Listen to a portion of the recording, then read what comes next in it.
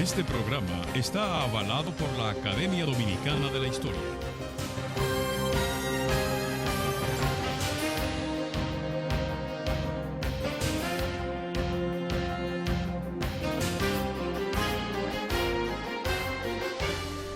Que es la puesta en circulación del libro La cuestión racial y el proyecto de anexión dominicana a Estados Unidos en 1870, del licenciado Bernardo Vega Boarí, miembro de número y expresidente de la Academia Dominicana de la Historia, y que será presentada por otro miembro de número y expresidente de la Academia, el doctor Frank Moya Pons.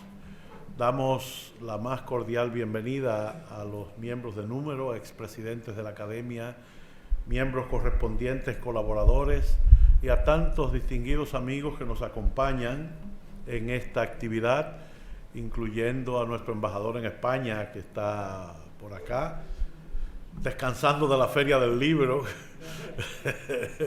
muy exitosa, y del antiguo presidente del Parlamento centroamericano, don Tony Raful, entre otras personalidades aquí presentes. Según el programa, yo tengo que presentar a Bernardo y a Frank, pero yo creo que debemos ahorrarnos esa presentación, porque si hay dos personas conocidas, no solo en el ámbito histórico, de la investigación histórica, sino también de la ciudadanía dominicana y de la función pública y privada, son ellos dos. Así es que, sin más preámbulos, pasamos al doctor Frank Moya Pons y su presentación del libro La cuestión racial y el proyecto de anexión dominicana a Estados Unidos en 1870.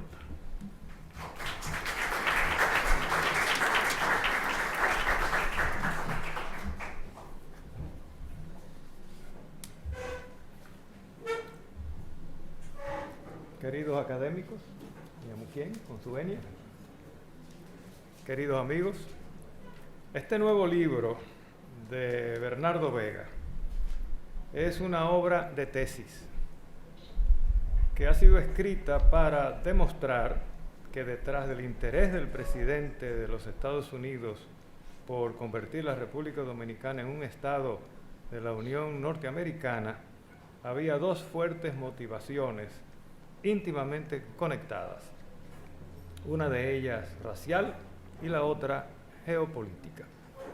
En relación con la primera, la racial, según Vega, Grant pensaba que la isla de Santo Domingo, con una población mayoritariamente de color, era un lugar ideal para trasplantar centenares de miles de los antiguos esclavos negros a quienes Abraham Lincoln había liberado. Para entonces los norteamericanos, a través de varias instituciones religiosas abolicionistas, habían realizado experimentos migratorios similares en África, esto es, en Sierra Leona y en Liberia, como todos ustedes saben. A pesar de los resultados poco positivos de esas experiencias africanas, Grant y sus asociados mantenían su intención de anexar a Santo Domingo y posteriormente las demás grandes Antillas para convertirlas en territorios mayoritariamente habitados por negros descendientes de esclavos. Para Grant y los anexionistas, la posesión de la República Dominicana ofrecía amplias probabilidades de enriquecimiento rápido mediante la adquisición gratuita y barata de tierras, la explotación de los bosques maderables y de las minas de oro, cobre y plata que se decía había en Santo Domingo. La segunda motivación de Grant era de orden geopolítico, como ya lo hemos mencionado, y estaba ligada a la doctrina de Monroe y a la concepción del destino manifiesto, defendidas ambas por numerosos políticos, publicistas, congresistas y militares que consideraban que los Estados Unidos, que ya se habían expandido hacia el oeste y la costa del Pacífico, debían extender también su dominio hacia el sur, anexándose las tres grandes Antillas. Uno de los principales abogados de esa expansión fue William Seward, quien fuera secretario de Estado en los gobiernos de Abraham Lincoln y de Andrew Johnson. Precisamente, en un libro compilado por Bernardo Vega y Denis Simó, puesto a circular hace apenas 3 semanas en este mismo recinto, aparece un fragmento del discurso pronunciado por Grant ante el Congreso de los Estados Unidos para justificar su interés y sus esfuerzos por anexar Santo Domingo a la Unión Norteamericana. En esa ocasión, Grant les dijo a los congresistas lo siguiente: la adquisición de Santo Domingo es deseable debido a su posición geográfica. Rige la entrada al Mar Caribe y el tránsito ísmico del comercio, posee el suelo más rico, los puertos más capaces, el clima más saludable y los productos más valiosos de los bosques, minas y suelos de todas las islas de las Indias Occidentales. Su posesión por nosotros en pocos años construirá un gran comercio de inmensa magnitud de costa a costa que nos llevaría hacia la restauración de nuestra perdida marina mercante. Nos darán esos artículos que tan ampliamente consumimos y que no producimos, balanceando así nuestras importaciones y exportaciones. En caso de guerra extranjera, nos dará la autoridad en todas las islas referidas y así evitar que el enemigo se coloque cercano a nuestras costas. En el presente, nuestro comercio costero del Atlántico está restringido por las Bahamas y las Antillas. Por decirlo así, 2 veces tenemos que pasar por países extranjeros para llegar por mar desde Georgia hasta la costa oeste de la Florida. Hasta aquí Grant. Pese a la extendida popularidad de esas motivaciones, en ciertos círculos de Washington, Grant no las tenía todas consigo, pues contra sus empeños expansionistas se levantaron influyentes voces en el Congreso y la prensa de los Estados Unidos que se opusieron a la incorporación de nuevos territorios poblados por descendientes de africanos. Esas voces procedían de sectores tan diversos como los productores azucareros del sur y ciertos grupos liberales del nordeste norteamericano ligados a los emergentes intereses industriales. El principal protagonista en la oposición a la anexión dominicana a Estados Unidos lo fue el senador de Massachusetts, Charles Sumner, que ustedes lo conocen, a cuya figura y trabajos Bernardo Vega le dedica en este libro numerosas páginas. La historia de los empeños por incorporar el territorio dominicano a los Estados Unidos tuvo también como protagonista central al presidente dominicano de entonces, Buenaventura Báez. Los esfuerzos de Báez por facilitar esa anexión también están narrados en este libro. Están narrados con numerosos detalles en los que queda claramente establecida la complicidad de este presidente dominicano con los aventureros William Casno y Joseph Fabens, principales agentes del proyecto de anexión. Vega ha logrado extraer esos detalles de una extensa bibliografía que le ha servido para elaborar una densa narración, bastante densa, en la que destaca la estrecha conexión entre los acontecimientos en Washington y los que tenían lugar al mismo tiempo en Santo Domingo. Por esas razones, este libro es también una historia diplomática de las relaciones dominico-americanas durante el periodo formativo de la República Dominicana. Vega da inicio a esta historia en enero de 1845, 11 meses después de proclamada la separación dominicana de Haití, y la persigue cronológica y temáticamente hasta después del derrocamiento del régimen dictatorial de Buenaventura Báez en 1874. En su narración, Vega avanza retratando las actividades de los principales activistas anexionistas que operaban en primera línea, apoyando los planes de Grant y persiguiendo agendas económicas personales. Estos personajes, entre otros, fueron los más importantes: Orville Babcock, Joseph Fabens, ya mencionado, Cora Montgomery, William Casno y el senador Oliver Morton, entre otros, como les dije. También describe Vega en detalle los orígenes de la comisión del Senado de los Estados Unidos que visitó el país en 1871 para indagar acerca de los sentimientos del pueblo dominicano hacia la anexión. Como es bien sabido, el informe rendido por esa comisión fue hecho traducir por Emilio Rodríguez de Morici, quien lo publicó casi un siglo más tarde junto con otros papeles del Senado estadounidense generados por aquella visita.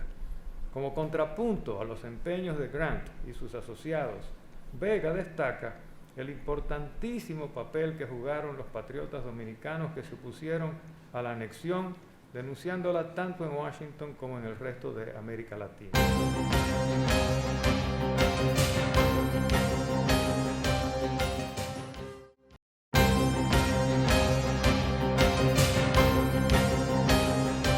De ellos se distinguen el historiador José Gabriel García, quien con su pluma argumentó fuertemente ante el Congreso de los Estados Unidos acerca de los inconvenientes de la anexión, y el general Gregorio Luperón, a quien le hizo la guerra a Báez y combatió su dictadura durante años tratando de impedir que cristalizara la anexión. Para los interesados en los comienzos de las relaciones diplomáticas dominico-americanas, así como para aquellos que desean conocer cómo se disolvieron los intentos de convertir la República Dominicana en un estado de Estados Unidos, este libro constituye una lectura obligatoria. Aun cuando Vega ha perseguido con tenacidad aquellos datos que apoyan su tesis de que Grant quería la anexión de Santo Domingo para convertirla en un receptáculo de libertos durante la llamada reconstrucción de la Unión Norteamericana, y ciertamente algunas evidencias han quedado de ese pensamiento, yo creo que es difícil aceptar ese argumento como causa principal, ya que todo el libro está dominado por evidencias que apoyan más el argumento geopolítico, esto es la doctrina de Monroe, los argumentos del almirante Alfred Mahan sobre el control de los mares, la navegación y el comercio. Es difícil soslayar el peso de los intereses mercuriales del presidente Grant y sus asociados, cuya descripción realmente domina la narración de esta obra de Vega. Sin embargo, Vega insiste hasta el final en su tesis para defenderla en sus conclusiones. Y en sus conclusiones cita otro discurso de Grant, el último que éste pronunció ante el Congreso de Estados Unidos, en el que este mandatario se lamenta de no haber podido lograr la anexión, mencionando entre los motivos de ese lamento el no haber podido encontrar un lugar, y ahora palabras de Grant, en donde la raza emancipada del sur hubiese encontrado allá un lugar agradable donde sus derechos civiles no hubiesen sido cuestionados y donde se demandaría tanto su mano de obra que el más pobre entre ellos hubiese encontrado los medios para ir allá. Fin de las palabras de Grant en apoyo a la tesis de Vega. Para sustentar su tesis, Vega se vale de un párrafo de las memorias de Grant en que éste declaró que la búsqueda de una solución a la condición de los libertos, de nuevo, palabras de Grant, fue lo que me movió a urgir la anexión de Santo Domingo durante el periodo en que fui presidente de los Estados Unidos. Santo Domingo fue, sigue diciendo Grant, ofrecida gratuitamente a nosotros, no solamente por su gobierno, sino por toda su gente, casi a ningún costo. La isla está muy cerca de nuestras playas, es muy fértil y con capacidad para mantener 15 millones de personas. Los productos de su tierra son tan valiosos que elaborar sus campos se vería compensado como para permitir a aquellos que quisieran ir allá rápidamente, repagar el costo del pasaje.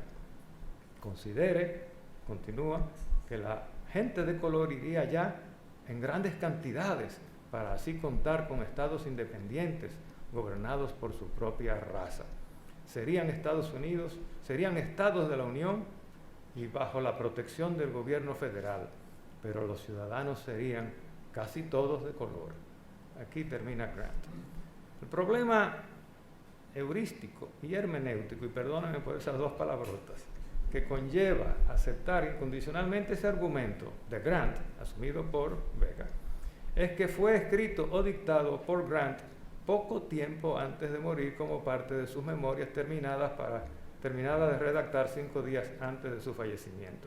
No es que él redactó esas palabras esos 5 días antes, sino que terminó las memorias. Y esas palabras suenan, o me suenan a mí como lector, más como una justificación humana de los empeños mercantiles y mercuriales de Grant y de sus asociados, empeños esos cuya documentación es tan abundante que Vega no ha podido evitar que dominen la casi totalidad de su obra. Por lo que el lector se ve forzado a concluir que la anexión fue un proyecto comercial arropado por la corrupción de un pequeño grupo de aventureros, funcionarios y congresistas que querían apropiarse por cualquier medio que fuese de las riquezas naturales de Santo Domingo. Con todo, Vega ha logrado escribir una apretada síntesis de la literatura disponible en una rica narración que se lee fluidamente, muy fluidamente y con creciente interés, y que supera y amplía, pero por mucho, a los demás trabajos publicados hasta la fecha sobre los intentos de anexión de la República Dominicana por los Estados Unidos. Creo que puedo hablar en nombre de la Academia Dominicana de la Historia y decir que nuestra institución siente especial complacencia en publicar este nuevo libro de Bernardo Vega, que se suma a sus numerosas obras acerca de las relaciones diplomáticas dominico-americanas, área en la cual se ha especializado. Muchas gracias.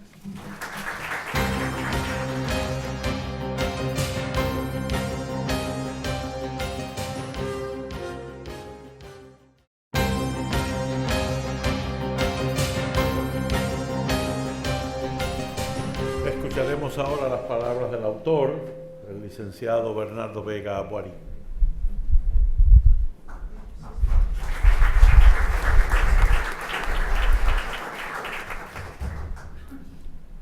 Muy buenas noches, señores miembros de la Junta Directiva, compañeros de la Academia y amigos. Desde hace años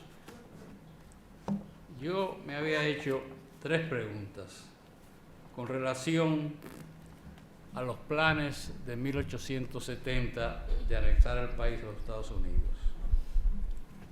Primero, habían pasado apenas 5 años desde que los ejércitos restauradores habían vencido en batalla, ejércitos compuestos básicamente por campesinos, habían vencido a españoles, hispanoparlantes y católicos.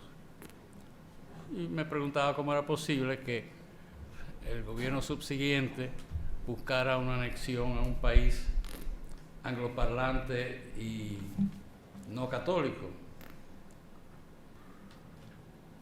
También me hice la pregunta por qué el presidente Grant, el héroe de la Guerra Civil Norteamericana que encabezó el ejército victorioso del norte, acogió con tanto entusiasmo la propuesta que le llegaron de parte de los cabilderos que utilizó el presidente Báez, Joseph Fabens, Casno y su esposa, que llevaba varios nombres, era McManus, pero escribía bajo Montgomery también.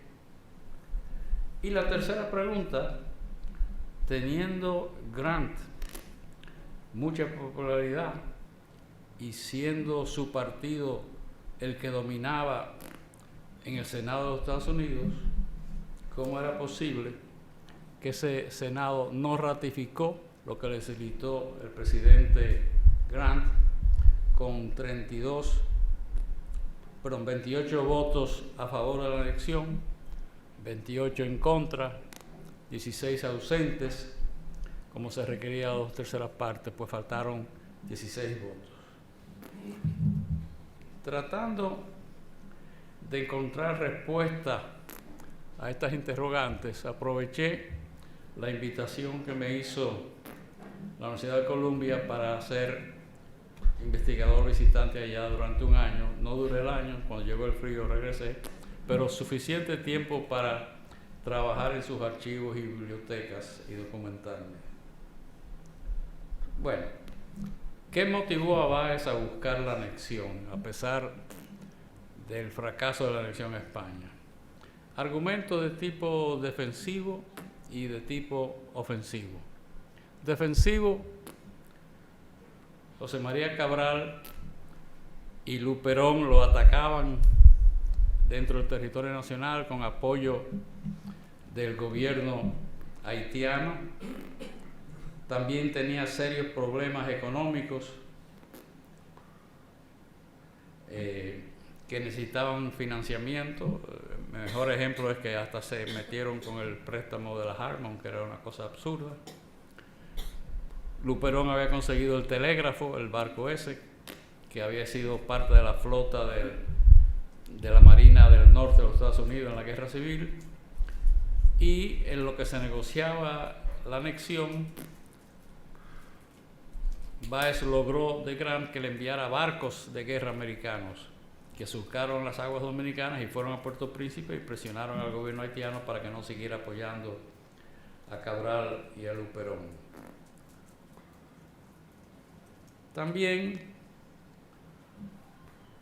ya en términos no reactivos sino positivos, digamos, pues consideraba que la economía mejoraría mucho, habría muchos empleos, las minas serían desarrolladas, no habrían las revoluciones continuas de todos los tiempos y el capital norteamericano vendría, los empleados públicos serían norteamericanos, en fin, que la economía le iría bien y le iría bien también a aquellos cabilderos norteamericanos que auspiciaron esto y a los dominicanos del gobierno de Báez, que a su vez él era un gran latifundista, ¿no? Políticamente dejaría de ser presidente. Él menciona en algún sitio que a lo mejor lo nombrarían senador por el estado de Santo Domingo en Washington, sin saber que no llenaba los requisitos para eso. Bueno, ¿por qué Grant se entusiasmó tanto desde el primer momento? Él se escribió a sí mismo un memorándum secreto que no hizo saber ni siquiera a su canciller, explicando que dado los problemas que en ese mismo 1870, año en que surgió el Ku Klux Klan, el ejército que él antes comandaba estaba dedicado casi todo el tiempo tratando de defender a los negros libertos de los ataques de los blancos. Esto me hace recordar lo que yo vi en estos días en la televisión en los Estados Unidos, ¿no? El tema sigue siendo el mismo. Entonces, el buscar una válvula de escape, enviando esclavos libertos a la República Dominicana y otros sitios del Caribe. Eso lo reiteró ya públicamente 5 años después de terminadas las negociaciones o fracasadas las negociaciones para la anexión. Y salió en la prensa norteamericana.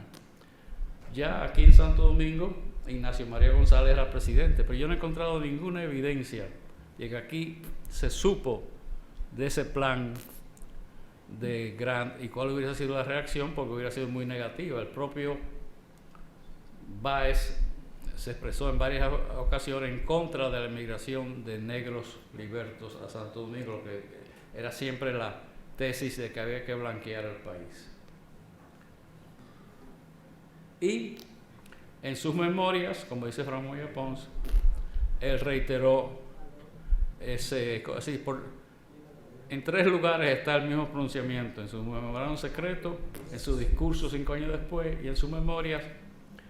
Y hasta su hijo, que como siempre sucede o casi siempre sucede, los hijos no son tan buenos como los padres, su hijo escribió un libro y lo publicó en 1925, dijo que qué pena que mi padre no logró la emigración masiva de negros libertos a Santo Domingo. Yo me acuerdo de eso cada vez que tomo el metro y veo a una mujer blanca parada y un negro sentado. Fin de la cita.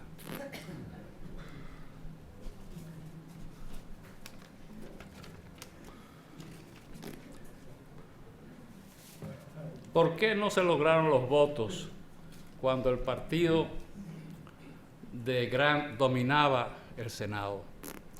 Fue una derrota tan grande para él que algunos historiadores consideran que esa es la gran derrota del primer gobierno de Grant y hasta provocó que el partido de Grant se dividiera en dos en las próximas elecciones. Bueno, primero, la prensa reportaba la corrupción ligada al proyecto de anexión, los cabilderos inescrupulosos, etc. Y hasta Charles Sumner dijo que alguien le había dicho que en Samaná había un solar con un gran letrero que decía Grant, y otro al lado que decía Casno, y otro que decía Favens. Y eso preocupó mucho al presidente de los Estados Unidos. Igualmente perjudicial a los esfuerzos de anexión fue el reporte de David Hatch. David Hatch era un empresario norteamericano que durante la anexión a España fue enviado aquí para conseguir, como lo logró, las minas de sal de Barahona, las administró, pero luego que se fueron los españoles, Báez no solamente le quitó las minas, sino que lo metió preso y lo condenó a muerte, acusado de estar apoyando a Luperón y a los que se oponían a su gobierno. Y lo siguió dejando preso a pesar de la presión de algunos norteamericanos. Pues se lo vamos a dejar preso hasta que se consiga la anexión, porque si se pone a hablar ahora, daña la situación, ¿no? Pero David Hatch pudo salir y envió un reporte que provocó una reunión de una comisión del Senado, y ahí salió toda la información negativa sobre corrupción ligada a eso. El canciller de los Estados Unidos tuvo que ir, el general Babcock, la mano derecha del presidente norteamericano, tuvo que ir al Senado y atestiguar, etc. Y en esas discusiones en el Senado norteamericano que provocaron que no se aprobara la anexión con los votos que faltaron, estamos hablando de junio del 70, ahí Charles Sumner pronunció un discurso. Fue en sesión cerrada, así que el texto completo no existe, pero los periodistas copiaron, y en las memorias de Charles Sumner también se cita lo mismo, donde él dijo básicamente: al África pertenece la banda ecuatorial y deben de disfrutarla sin ser molestados. Es decir, no deben mandarse gente blanca a las islas del Caribe, que se queden ellas en manos negros. También citó que si se anexaba a la República Dominicana era cuestión de tiempo antes que se anexara a Haití. Es más, Grant en sus discursos hablaba de anexar la isla, entre comillas. Y Grant había sido un gran defensor de Haití, fue el que logró que se reconociese a Haití 20 años antes que se reconociese a la República Dominicana. También dijo que no era verdad que a Europa le interesaba las islas de las Antillas, que había un problema de que el Estado norteamericano tendría que asumir la deuda dominicana, cuyo monto todavía no se sabía, que así como los dominicanos pelearon contra los españoles, una vez llegaran los americanos habría revolución y guerra, y sobre todo que esa anexión era muy injusta para la raza negra. Esos fueron sus argumentos.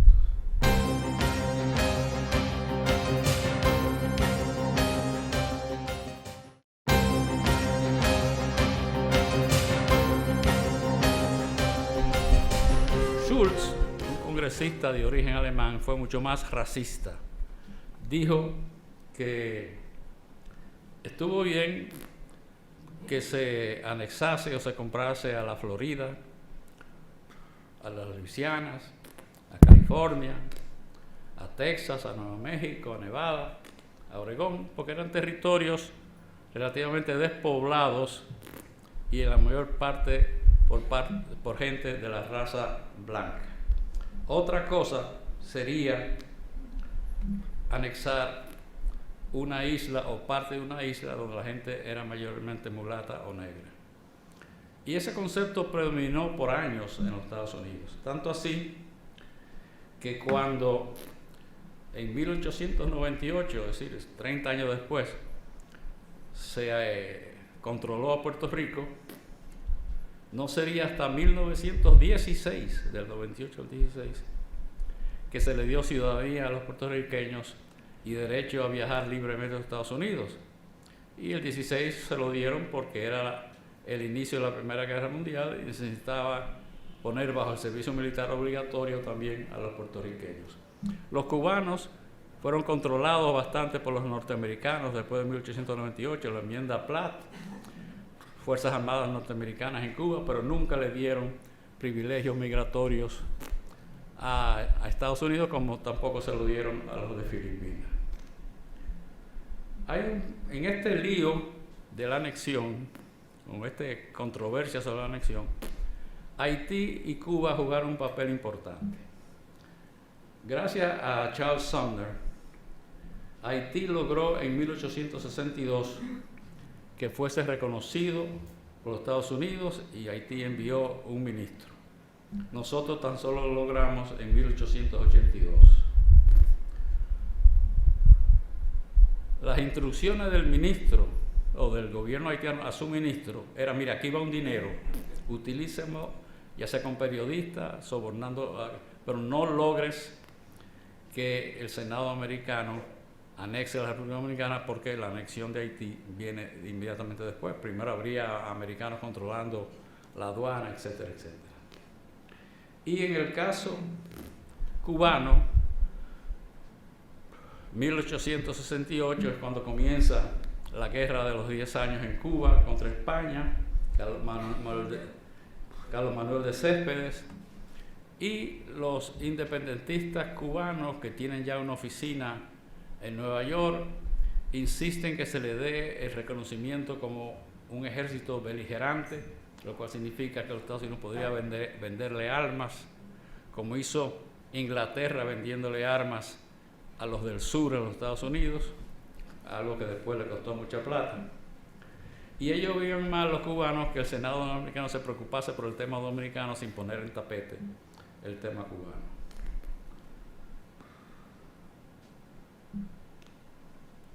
Sería 6 meses después de que no se logró el voto que el presidente Grant, ante las acusaciones de que él mismo se había lucrado, que había propiedades de él en Santo Domingo, decidió mandar la comisión investigadora, que salió en enero del 71, compuesta por gente de muy alto nivel: el presidente de la Universidad de Cornell, un filántropo de Boston muy conocido, el negro más famoso en esa época, Frederick Douglass. Pero su misión no fue negociar, averiguar qué piensan los dominicanos y evaluar cuánto valía la media isla. Y tan pronto llegaron con su reporte, el Senado lo recibió y lo archivó.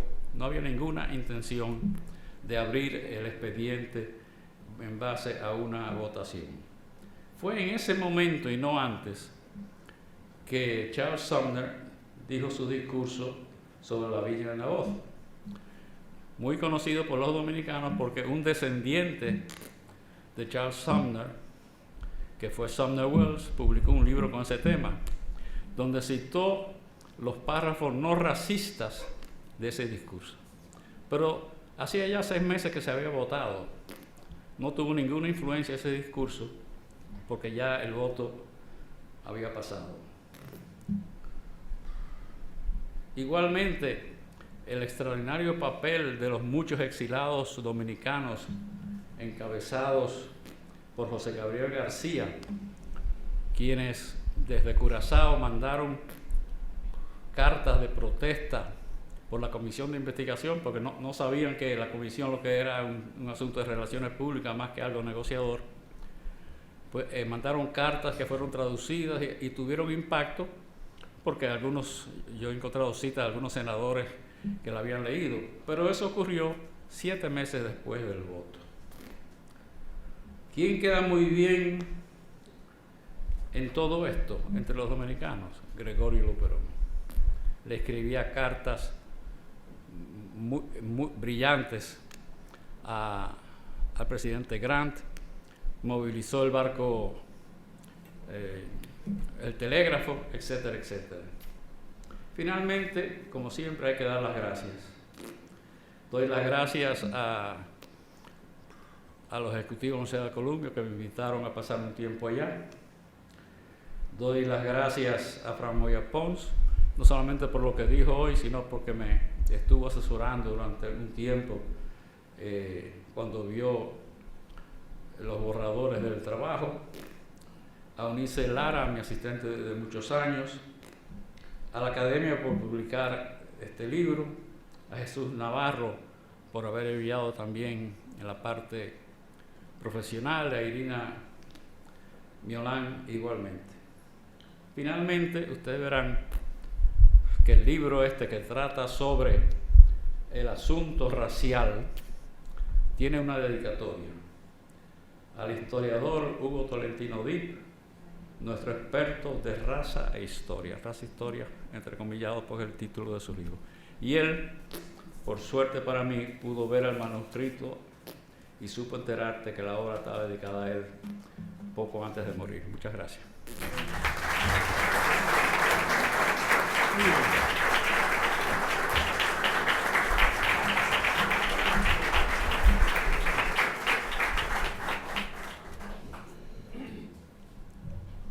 El libro estará a la venta, está a la venta a la salida del salón al precio de introducción de 500 pesos hoy. A partir de mañana tienen que agregarle 100 a ese precio, el que desea adquirirlo.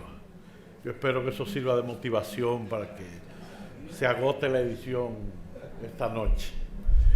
Permítanme invitarles a las próximas actividades de la Academia.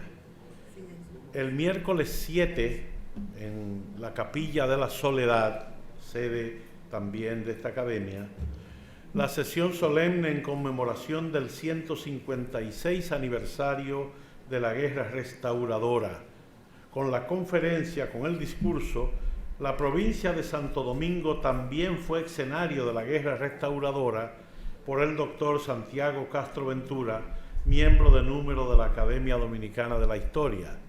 Y el miércoles 14, en este mismo local, la presentación de la memoria de la Junta Directiva 2016-2019 a cargo de la presidenta doctora Muquien Adriana Sambén y el acto de toma de posesión de la nueva Junta Directiva 2019-2022 que preside el licenciado José Checheco. Así es que nuestro penúltimo acto, antepenúltimo acto, no, el otro ya es de despedida, el otro es de despedida ya. Así es que sin más, les invitamos al clásico brindis que ofrecemos después de esas actividades, mientras agradecemos a la Academia de la Lengua que nos cede tan generosamente este salón y la asistencia de todos ustedes. Muchísimas gracias y buenas noches.